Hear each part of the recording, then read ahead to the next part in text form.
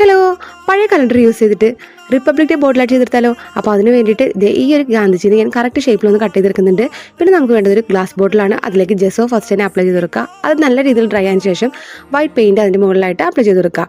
ഇനി ഈ ഒരു ബോട്ടിലിൻ്റെ മുകൾ ഭാഗത്ത് ഓറഞ്ചും താഴെ ഭാഗത്ത് ഗ്രീൻ കളറും അപ്ലൈ ചെയ്ത് കൊടുക്കുക കേട്ടോ. സെൻറ്ററിലേക്ക് സ്പ്രെഡ് ചെയ്തിരിക്കുന്ന ഒരു ഫീൽ കിട്ടണം കേട്ടോ.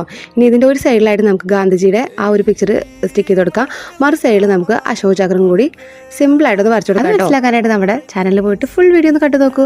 ഇനി നമ്മുടെ ഗാന്ധിജി ഈ ഒരു ബോർഡിലേക്ക് വരച്ച ലുക്കിലേക്ക് കൊണ്ടുവരാൻ വേണ്ടിയിട്ട് ചെറിയൊരു സൂത്രപ്പണി ചെയ്യുന്നുണ്ട് കേട്ടോ. Black colour acrylic paint use ചെയ്തിട്ട് ഇതുപോലെ കുറച്ച് വരകളും കുറികളൊക്കെ ഒന്ന് കൊടുക്കുന്നുണ്ട്. അപ്പോൾ ഇതൊരു പോർട്രേറ്റ് ലുക്കിലേക്ക് മാറുന്നതായിരിക്കും. പിന്നെ ഈ ഒരു വർക്ക് കഴിഞ്ഞ് കഴിഞ്ഞാൽ മസ്റ്റായിട്ട് വാർണിഷ് അപ്ലൈ ചെയ്യുക. വാർണിഷ് ഇല്ലാത്തവർ ഫെവിക്കോളിൽ കുറച്ച് വാട്ടർ കൂടി മിക്സ് ചെയ്തിട്ട് ഒന്ന് അപ്ലൈ ചെയ്ത് കൊടുക്കാം കേട്ടോ. അപ്പോൾ എല്ലാവർക്കും വീഡിയോ ഇഷ്ടപ്പെടുന്നതായിരിക്കുന്നു. ഇഷ്ടപ്പെട്ട ലൈക്ക് ചെയ്യുക, ഷെയർ ചെയ്യുക, കമൻറ്റ് ചെയ്യുക. Thanks for watching. ബൈ. അപ്പോൾ എല്ലാവർക്കും ഹാപ്പി റിപ്പബ്ലിക് ഡേ.